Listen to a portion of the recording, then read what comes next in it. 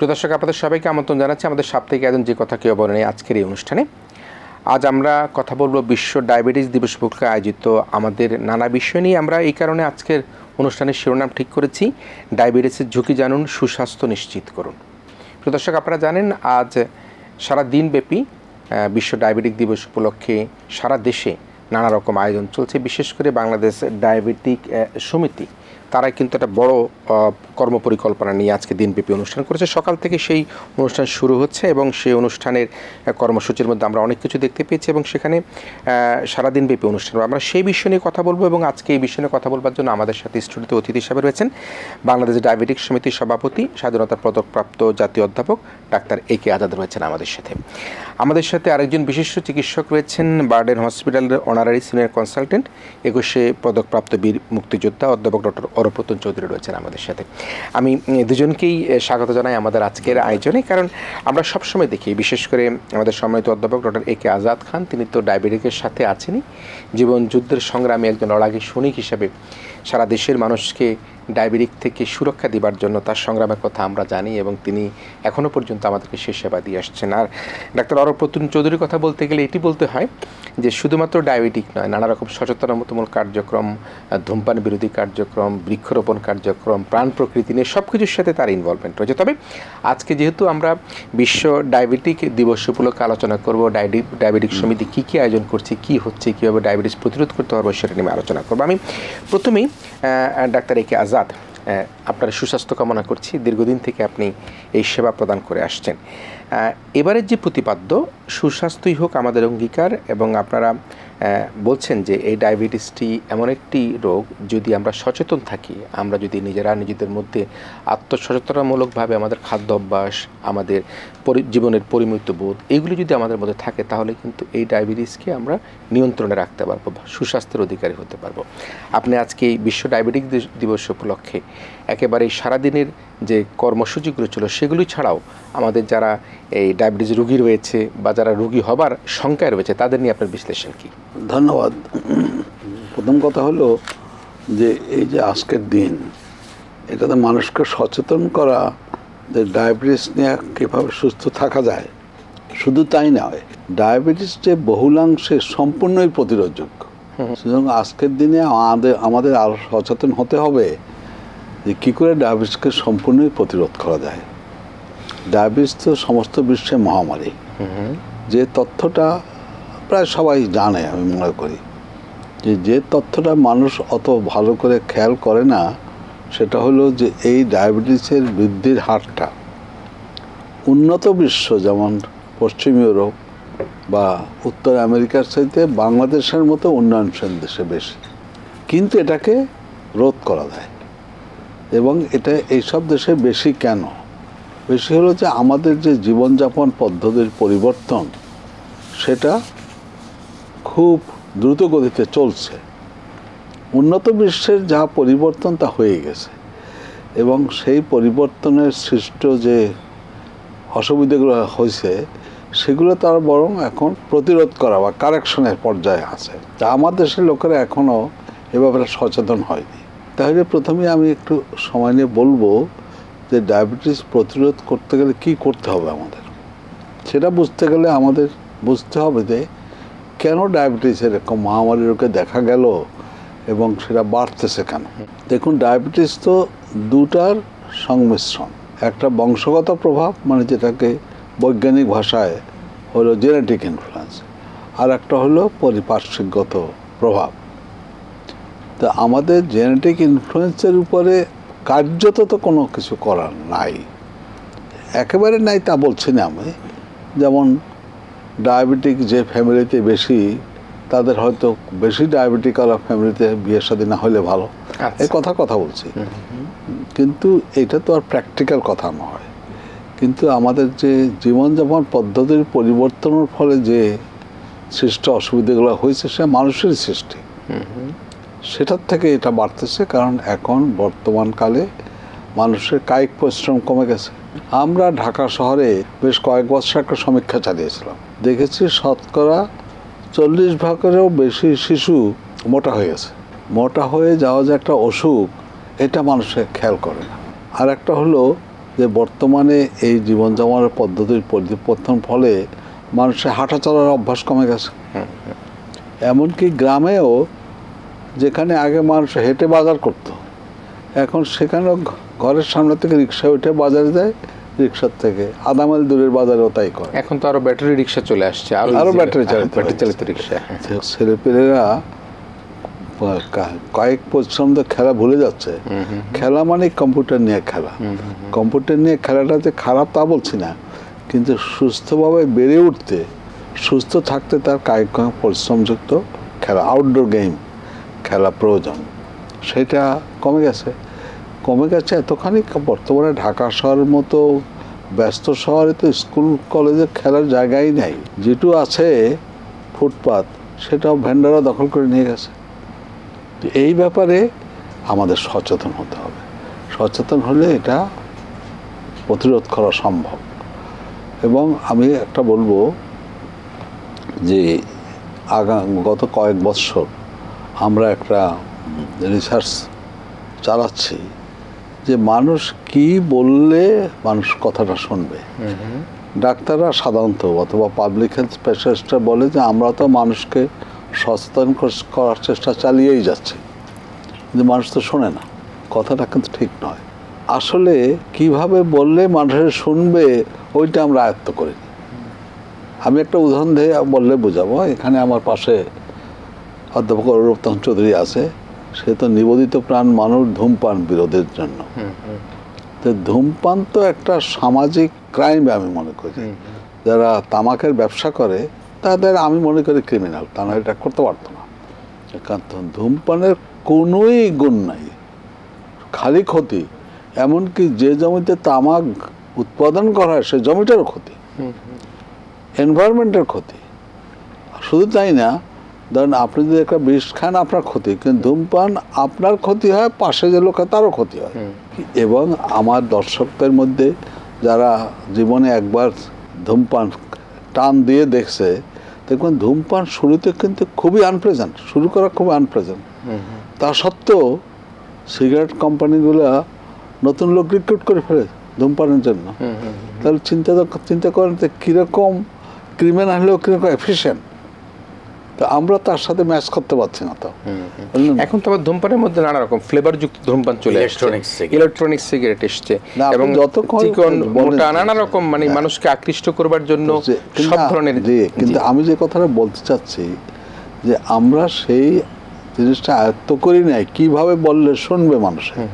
তা আমরা ডায়াবেটিক সমিতি ইদানিংকালে একটি সমীক্ষা চালাচ্ছি যে ধর্মীয় নেতাদের দিয়ে বলালে কি কাজ হয়, এবং দেখছি বিস্ময়কর ফল হয়। ধর্মীয় নেতারা মানে ইমাম সাহেব যদি মসজিদের খুতবাতে বলেন, এবং বলা উচিত, কারণ মুসলমান ধর্মে, সব ধর্মেই, মুসলমান ধর্মে বিশেষভাবে স্বাস্থ্যবিধি পালন করার জন্য খুবই স্ট্রং তাগিদ দেওয়া আছে। যেমন কখনো পেট ভরে খান না বলা আছে, 3 ভাগের 1 ভাগের বেশি খেতে মানা করছে, তাই না? তো সেটা যদি ইমাম সাহেবরা বলেন তাতে মানুষের কি এফেক্ট হয়, এবং আমরা স্টাডি করে দেখছি খুব সাংঘাতিক এফেক্ট হয়। অল্প খরচে মানুষ মোটিভেটেড হয়। তো এটা আমাদের আরও চালিয়ে যেতে হবে। তো আমি মনে করি এই যে আন্তর্জাতিক মানে ইউএন ডে ফর ডায়াবেটিসে এরকম একটা ভয়ানক ব্যাধি, যেটা বলতে গেলে আজীবনের, ভীষণ ব্যয়বহুল, এবং শরীরের সমস্ত অঙ্গ প্রত্যঙ্গকে আক্রান্ত করে, সব রোগের একটা মহারোগ হচ্ছে, এবং সেই রোগ উৎপত্তির একটা বড় জায়গা হচ্ছে ডায়াবেটিস। অথচ সেটা শতকরা 75 থেকে 80% সম্পূর্ণ প্রিভেন্টেবল। তাহলে আমাদের তো নৈতিক বলেন, ধর্মীয় বলেন, সামাজিক বলেন, সব কর্তব্য হচ্ছে এটাকে প্রিভেন্ট করা, মানুষকে সচেতন করা। নিশ্চয়ই আমরা আশা করব যে আমাদের দর্শকরা যারা আছেন, তারা যারা ডায়াবেটিস, যে প্রি ডায়াবেটিক যেটা বলা হয় বা ডায়াবেটিক হয়ে গিয়েছে বলা হয়, সেগুলি সব কিছু কিন্তু যদি সচেতন থাকি, আমার মনে হয় যে অনেক রোগের কিন্তু উপসর্গ হচ্ছে ডায়াবেটিক, এবং অনেক রোগ যদি হয়, জটিল রোগ হয়, তাহলে ডায়াবেটিক থাকলে কিন্তু সেই রোগকে প্রতিরোধ করা কিন্তু বেশ কষ্টসাধ্য হয়। যে আমরা সে কিডনি বলি, হার্ট বলি, যত লিভার বলি, সর্বক্ষেত্রে ডায়াবেটিস থাকলে কিন্তু ডক্টরদেরকে চিকিৎসা প্রদান করতে বেশ কষ্ট হতো। আমি ডাক্তার অরূপতন চৌধুরী, চিকিৎসা তো প্রদান করছেন, কিন্তু অ্যাওয়ারনেস কার্যক্রমে কিন্তু আপনার বেশ দীর্ঘ জীবন থেকে আমি আমার কিশোর থেকে আপনাকে দেখে আসছি, আপনি নিজেও কিন্তু young, you are very young, হয়তো বয়স আমার সিনিয়র, কিন্তু এই যে আমরা সবসময় ডায়াবেটিকটা যে কিডনি, হার্ট, লিভার এগুলো নিয়ে কথা বলি, কিন্তু এটি কিন্তু বড় একটা চ্যালেঞ্জ আমাদের দাঁতের জন্য। আজকে বাংলাদেশে প্রচুর মানুষই আছে তারা দাঁত সম্পর্কে কিন্তু সচেতন নয়। অথচ আমি যেটা দেখেছি যে পৃথিবীর বহির্বিশ্বের, আমি সিঙ্গাপুর বলি, থাইল্যান্ড বলি, ইংল্যান্ড বলি, আমেরিকা বলি, সব দেশে কিন্তু অন্য অন্য চিকিৎসার পাশাপাশি দাঁতের প্রতি তারা কিন্তু খুব যত্নশীল, এবং সেটি অত্যন্ত ব্যয়বহুল চিকিৎসাও। এরকম প্রচুর মানুষ আছে যারা ইউরোপ আমেরিকা থেকে বাংলাদেশে দাঁতের চিকিৎসা করতে এসে দাঁতের চিকিৎসা করে চলে যায়। কিন্তু একজন ডায়াবেটিক রোগী তার দাঁতের যদি কোনো রকম কোনো ব্যাধি দেখা যায় তাহলে তার জন্য বড় ধরনের কষ্টকর হয়ে দাঁড়ায়, এবং তার দাঁত তোলা, দাঁতের আমি জানি না কত কত সমস্যা, সার্জারি করা সব কষ্টকর হয়ে যায়। তো সেক্ষেত্রে একজন দাঁতের জন্য ডায়াবেটিক রোগটা কী ধরনের সমস্যা তৈরি করতে পারে? অবশ্যই অত্যন্ত একটা গুরুত্বপূর্ণ প্রসঙ্গ উঠেছেন, আপনাকে ধন্যবাদ।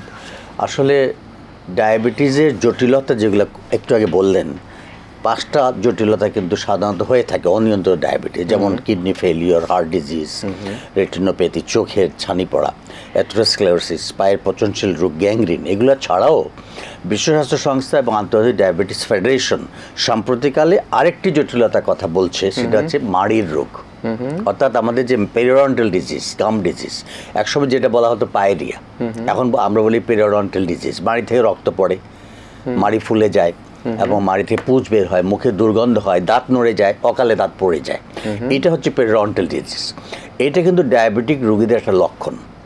এক্সাম্পল হিসেবে আমি বলি, অনেক রোগী আমাদের কাছে মুখ দাঁত দেখাতে আসেন এবং তাদের মাড়ি দেখে আমার সন্দেহ হয় যে তখন জিজ্ঞেস করি, আপনার কি ডায়াবেটিস আছে? উনি বলেন, না আমার ডায়াবেটিস নাই। তা আপনি কি পরীক্ষা করেছেন? না, করি নাই। তখন আমি কিন্তু ডায়াবেটিস পরীক্ষার জন্য তাকে পাঠিয়ে দিই, ডেন্টাল চিকিৎসা বন্ধ রেখে।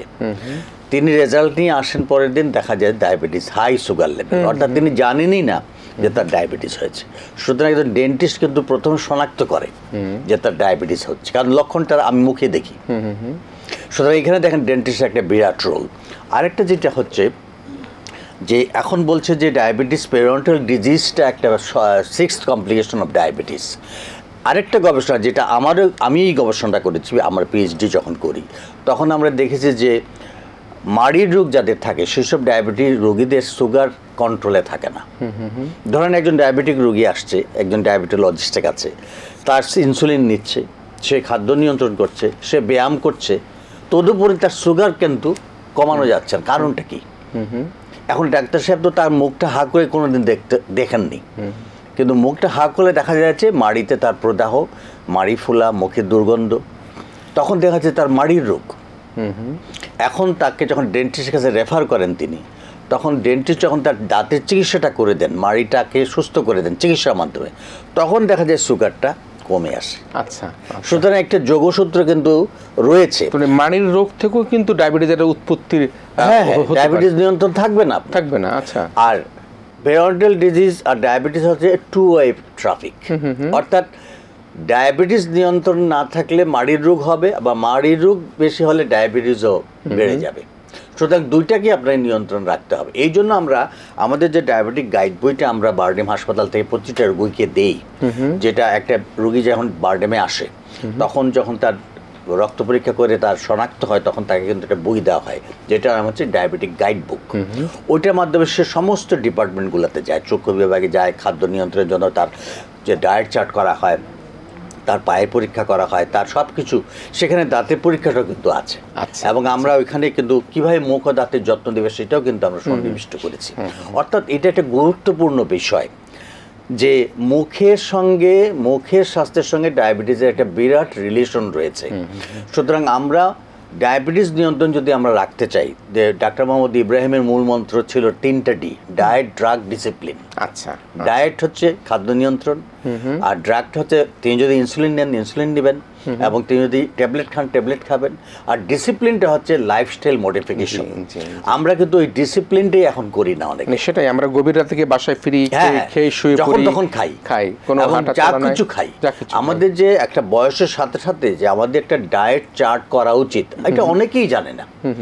আমাদের দেশে শুধু ডাক্তারের পিছু সবাই যায়, কিন্তু বিদেশে তো আমি দেখি যে ডায়েটিশিয়ানের পিছু ওরা যায়, পথ্যবিদের কাছে যায়, যে আমার ওজন, আমার উচ্চতা এবং আমার বয়স দেখে ডায়েটিশিয়ান কিন্তু একটা ডায়েট চার্ট করে, যে আমি সকালে কি খাবো, দুপুরে কি খাবো, বিকালে কি খাবো, রাতে কি খাবো। এটা হচ্ছে মেইন। আমাকে জানতে হবে যে কোনটাতে ক্যালোরি বেশি, কোনটাতে প্রোটিন বেশি, কোনটাতে সুগার বেশি। আমি যদি সেটা না খেতেই থাকি তাহলে তো আমার ডায়াবেটিস হতেই থাকবে। আর এখন যেমন ফাস্ট ফুডের কথা, এখন ঘরে ঘরে ফাস্ট ফুড, অনলাইনে অর্ডার দিচ্ছে ছেলেমেয়েরা, শুধু ফাস্ট ফুড, কেএফসি আর বিএফসি আর কোকাকোলা। এই যে ফাস্ট ফুডে আমরা অভ্যস্ত হচ্ছি, এতেও কিন্তু ডায়াবেটিস বাড়ছে। ওই আজাদ স্যার যেটা বলছেন, মানে ফুড হ্যাবিটও কিন্তু আমাদের বেশ বড় একটা চ্যালেঞ্জ হয়ে দাঁড়িয়েছে ডায়াবেটিস। এখন ওজন বাড়ছে কেন? বাচ্চাদের কেন? কারণটা হচ্ছে সে ঘরে বসে কম্পিউটার, ঘরে বসে মোবাইল, খেলার মাঠে যাচ্ছে না, ঘরে বসে অর্ডার দিচ্ছে অনলাইনে, ফাস্ট ফুড খাচ্ছে এবং মুটিয়ে যাচ্ছে এবং ডায়াবেটিস কম বয়সে। আমি একটা জায়গায় আপনার থেকে তুলে রাখলাম, সেটি হচ্ছে ইনসুলিনের কথা বলেছেন, ট্যাবলেটের কথা বলেছেন। আমি প্রফেসর আজাদ আপনার কাছে একটু যদি আসি, যে মানুষের মধ্যে একটা ধারণা, অনেকে মনে করে যে একবার যদি ইনসুলিন নেওয়া শুরু করি তাহলে কিন্তু এটা নিতেই থাকবো। সে কারণে সে করে কি, বলে ডাক্তার সাহেব আমাকে ট্যাবলেট 2টা বাড়িয়ে দেন, সকালেও দেন, রাতেও দেন, দরকার হয় দুপুরবেলাও, তো আমাকে ইনসুলিন দেন না। এই ধারণাটা নিয়ে মানুষের মধ্যে যে একটা ইনসুলিন নিলেই নিতে হবে, ট্যাবলেট খাওয়া যাবে না। আমি দেখেছি অনেকে বাংলাদেশ থেকে চিকিৎসা করার জন্য সিঙ্গাপুরে যায়, আমি 2-1 ডাক্তারের নাম বলবো না, তারা বলে ইনসুলিনটা ফেলে দিয়ে তারা ট্যাবলেট দিয়ে দেয়। সেই ক্ষেত্রে যে ইনসুলিন এবং ট্যাবলেট, এই জায়গার মধ্যে আপনি কিভাবে বিশ্লেষণ করবেন? ইনসুলিন তো একটা হরমোন, এটা বেঁচে থাকার জন্য অপরিহার্য। শুধু মানুষের নয়, সমস্ত প্রাণীর কিন্তু এবং ইনসুলিন এরকম একটা ক্রিটিক্যাল হরমোন যে এক জন্তুর হরমোন অন্য জন্তুতে কাজ করবে, যদিও স্ট্রাকচারাল ডিফারেন্স থাকতে পারে। সুতরাং ইনসুলিন যদি না থাকে তাকে নিতেই হবে ইনসুলিন, কারণ এটা বেঁচে থাকার জন্য অপরিহার্য। বুঝতে হয়তো অনেকে একটু দ্বিধা ভুগতে পারেন যে সব হরমোনই তো বেঁচে থাকার জন্য দরকার। সব হরমোনই সম্পূর্ণ সুস্থভাবে থাকার জন্য দরকার, যে সব বেঁচে থাকার জন্য দরকার নয়। যেমন ধরুন, আগে গরুকে ক্যাস্ট্রেট করে দিত না, ক্যাস্ট্রেট করে বলদ বানিয়ে দিত, তো বলদ বানিয়ে দিলে তো ওর তো টেস্টোস্টেরন নাই, ও তো আর বাচ্চা প্রডিউস করতে পারে না, কিন্তু ও তো মরে যায় না তো। কিন্তু ইনসুলিন এমন একটা হরমোন, ওটা না থাকলে কয়েক ঘন্টায় না কয়েক দিনের মধ্যে সে মরে যাবে। তো এটার প্রথম কথা, যদি ডায়াবেটিস হয়ে তার ইনসুলিন একদম না থাকে, তাকে ইনসুলিন নিতেই হবে, আর কিছু দিয়ে তাকে আপনি সুস্থ রাখতে পারবেন। এখন কথা হলো যে অধিকাংশ ডায়াবেটিক রোগী তো শুরুতে ইনসুলিন নাই তা তো নয়, তাদের ইনসুলিন হয়তো কম আছে, অথবা ইনসুলিন যথেষ্ট সক্রিয় নয়, এবং তারা ইনসুলিন যে নিতেই হবে তা না। কিন্তু আমরা যে বিভিন্ন ওষুধ দেই, এই ওষুধের অনেকগুলো কাজ করে ইনসুলিনের নিঃসরণ বাড়িয়ে দেয়, অথবা ইনসুলিনকে আরও সক্রিয় করে। তাহলে সেল থাকতে হবে কিছুটা, তাই না? তো এখন যদি আপনি ওষুধ দিচ্ছেন, ইনসুলিন নিঃসরণ বাড়াচ্ছেন বা তাকে সক্রিয় করছেন, তো ইনসুলিন সেল থাকতে হবে, ইনসুলিন সাপ্লাই থাকতে হবে, তাই না? তো সেই যে ওষুধগুলো হলো ঘোড়াকে চাবুক মারার মতো। আচ্ছা আচ্ছা, ঘোড়াটা চলতেছে, আপনি জোরে চালাতে চান, চাবুক দিলে আরো জোরে চলবে, কিন্তু ঘোড়ার একটা ম্যাক্সিমাম স্পিড আছে, তো ওই স্পিডে পুছে গেলে আর বেশি চাবুক দিলে তো ঘোড়া আর জোরে চলতে পারবে না, তো কাউন্টার প্রোডাক্টিভ হয়ে যাবে, ঘোড়া টায়ার্ড হয়ে হয়ে যাবে। তো এইটা হলো ঘটনাটা। যদি ওষুধ মুখে দিয়ে তার ডায়াবেটিস কন্ট্রোল না হচ্ছে, ম্যাক্সিমাম দেওয়ার পরে আর চাবুক মায়ের লাভ হবে না, কাউন্টার প্রোডাক্টিভ হয়ে যাবে, তখন তাকে ইনসুলিন নিতে হবে। কিন্তু সেক্ষেত্রে কখনো কখনো কন্ট্রোল হয়ে গেলে আবার ইনসুলিন না নিলেও চলতে পারে, তখন ট্যাবলেটে চলে আসতে চলতে পারে। কিন্তু যেটা আগেই বলছি, যদি তার ইনসুলিনের ঘাটতি এরকম হয়ে থাকে, নাই থাকার মতো, ওকে নিতেই হবে ইনসুলিন।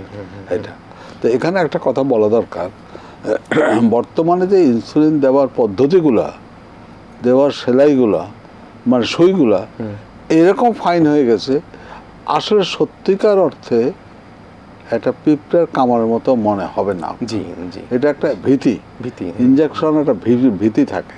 না আমরা তো দেখি অনেকেই পেন আছে, হাই অফিসিয়ালস পকেটে থাকে, এক ফাঁকে নিয়ে খাবারটা খেয়ে না। এটা তো মানে এমনকি পরিষ্কার জামা কাপড় যদি থাকে সে ওই সুই দিয়ে নিতে জামা কাপড় উঠাইতে হয় না, ওর উপর দিয়ে দেওয়া যায়। মানে এখন এত আধুনিক ইনসুলিন চলে আসছে, ইনসুলিনটা আপনি শার্টের উপর দিয়েই দিতে পারবেন আপনি। আমরা একেবারে সময় ফিরে এসেছি, যদিও দাদা আপনার সাথে অনেক কিছু কথা বলবার আগ্রহ ছিল।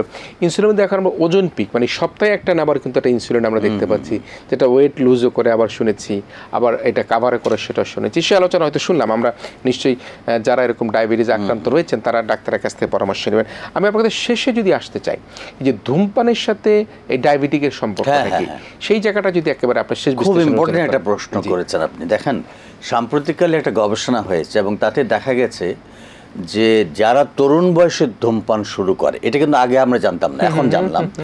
তরুণ বয়সে ধরেন তারা যদি 12-13 বছর থেকে ধূমপান করে, তাহলে তারা মানে তরুণ হওয়ার সাথে সাথে তাদের বয়স যখন 30-এর কোঠায় চলে যাবে তখন ডায়াবেটিস হয়ে যাবে। সুতরাং স্মোকিং কিন্তু ডায়াবেটিসের একটা কারণ। আচ্ছা, এবং এই গবেষণা বলছে যে তরুণদের প্রায় 23% এরা ডায়াবেটিকে আক্রান্ত হয়ে যাবে যারা এখন ধূমপান করছে। শুধু এটা অ্যালার্মিং। আমরা আগে জানতে যে ধূমপান করলে ফুসফুসে ক্যান্সার হয়, হার্ট অ্যাটাক হয়, ব্রেন স্ট্রোক হয়, তাই না? এগুলোর সাথে এখন কিন্তু যুক্ত হয়ে গেল ডায়াবেটিসও। এই তথ্যটা কিন্তু আমি আজকে আপনার মাধ্যমে আমি দর্শকদের কাছে বলতে চাই, যারা ধূমপান করেন আজকে বিশ্ব ডায়াবেটিস দিবসে তাদের কাছে অনুরোধ করব যে আপনারা ধূমপানটা ছেড়ে দেবেন দুটি কারণে। একটি হচ্ছে যে ধূমপানের কারণে আপনার ডায়াবেটিস হতে পারে, যেরকম সেরকমভাবে আপনার যদি ডায়াবেটিস থাকে এবং তার মধ্যে যদি ধূমপান করেন তাহলে আপনার হৃদরোগের ঝুঁকি 5% না, আপনার 25% বেড়ে যাবে। খুবই সিরিয়াস বিষয়, অত্যন্ত বেশি ঝুঁকিপূর্ণ হয়ে যাবে। এই জন্য আমরা যারা রোগীরা আসে আমার কাছে, ডেন্টাল পেশেন্টরা আসে, তাদের হিস্ট্রিটা আমরা নেই, তো ইতিহাস নেই প্রথমে, ডায়াবেটিস আছে কিনা, অন্যান্য রোগ আছে কিনা, তার সঙ্গে স্মোকিং করে কিনা সেটাও জিজ্ঞাসা করি, তামাক জর্দা খায় কিনা সেটাও জিজ্ঞাসা করি, কারণ ইট ইজ রিলেটেড। আমি যদি সে ধূমপায়ী রোগীকে চিকিৎসা দিই দাঁতের বা ডায়াবেটিসে, তার কিন্তু কখনো রোগ ভালো হবে না। সুতরাং আমার প্রথম কাজ হচ্ছে তাকে ধূমপান ছাড়ানো। Before giving him medicine, this is the first medicine prescription that we should prescribe. একটা রোগীকে কাউন্সিলিং করি আমি, যে আপনি ধূমপান করেন, আসেন আমার বইটা নেন। আমি তো অনেকগুলো বই লিখেছি। আপনার বই, হ্যাঁ, আমি বই কথা মনে করি, ধূমপান থেকে মাদকাসক্তি, এবং এটা কি গুরুত্বপূর্ণ, আমি বইগুলি পড়বো। এবং আরেকটা হচ্ছে মুখ ও দাঁতের 60টি সমস্যার সমাধান, বীর মুক্তিযোদ্ধা অধ্যাপক ডক্টর অরূপ রতন চৌধুরী লিখেছেন। এখানে ধূমপান থেকে মাদকাসক্তি সেটাও কিন্তু একটা বড় গেটওয়ে। রাইট, ধূমপান হচ্ছে গেটওয়ে। এই ছেলেটাই যারা শুরু হলো তার, সে কিন্তু পরে এটার সঙ্গে গাঁজা খায়, অ্যালকোহল, তারপরে কোকেন, হিরোইন, ইয়াবা, সব কিন্তু শুরুর নাটের গুলো হচ্ছে ধূমপান। এবং ডায়াবেটিসের ক্ষেত্রে দেখা যাচ্ছে যাদের ডায়াবেটিস হয়ে যাচ্ছে ইদানিং, তারা তরুণ বয়সে ধূমপায়ী ছিল। আর ডায়াবেটিস নিয়ন্ত্রণে রাখতে গেলে আপনাকে ধূমপান অবশ্যই ত্যাগ করতে হবে।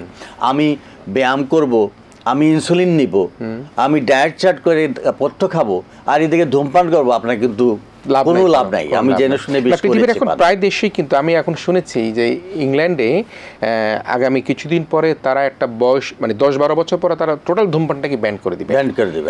এটা একটা প্ল্যান আছে গভর্নমেন্টের, এবং অনেক দেশ আছে, যেমন পৃথিবীর অনেক দেশে আমি ভ্রমণ করেছি, সেখানে প্রকাশ্যে থাক দূরের কথা, ধূমপান করতে গেলে আপনাকে নির্দিষ্ট খুবই একটা স্বল্প পরিসরের জায়গায় স্মোকিং জোনে আমাদের তো।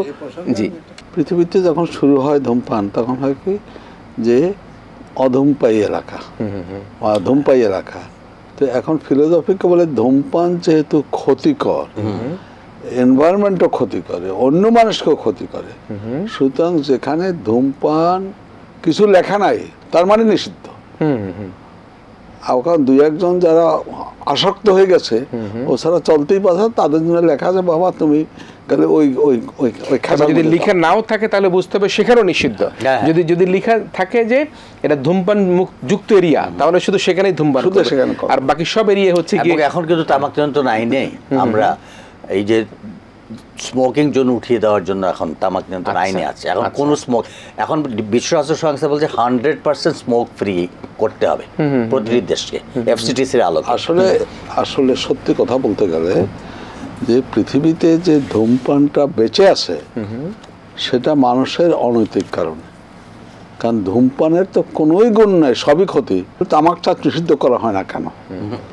তামাক চা তো নিষিদ্ধ, বড় বড় কর্পোরেট কোম্পানির খপ্পরে বিভিন্ন সরকার থাকে, সেই কর্পোরেট কোম্পানি নানা রকমভাবে তারা ট্যাক্সের কথা বলে সরকারকে প্রভাবিত করে সেই কারণে কিন্তু এটাও আমরা গবেষণা করে দেখিয়েছি যে ট্যাক্সটা তামাক কোম্পানি দেয় তার থেকে বেশি ক্ষতি হয় স্বাস্থ্য খাতে তার মানে তার যে রোগগুলো হয় তার যে চিকিৎসা কিংবা একটা রোগ যখন মারা যায় হার্ট ডিজিজে তখন তার পরিবার যে কষ্টের মধ্যে পড়ে আর্থিক সেগুলো সব ব্যয় একসাথে করলে তারা যে ট্যাক্সটা দেয় তার থেকে অনেক গুণ বেশি 100 টাকা যদি সে ট্যাক্স রেভিনিউ আদায় করে তার চেয়ে বহু গুণ বেশি একজন ধূমপানের কারণে জন্য স্বাস্থ্য খাতে ক্ষতি হয়ে যায়। আমরা একেবারেই আলোচনাটা মনোমুগ্ধভাবে করতে পারলাম না এই কারণে সময়ের অভাবের জন্য। তবে একটা বিষয় গুরুত্ব সহকারে সেটি আমরা বুঝতে পারলাম, সেটি হচ্ছে ডায়াবেটিস এমন একটা ব্যাধি যে ব্যাধিটার জন্য কিন্তু আপনার সকল রোগের কিন্তু সেটি উপসর্গ হতে পারে।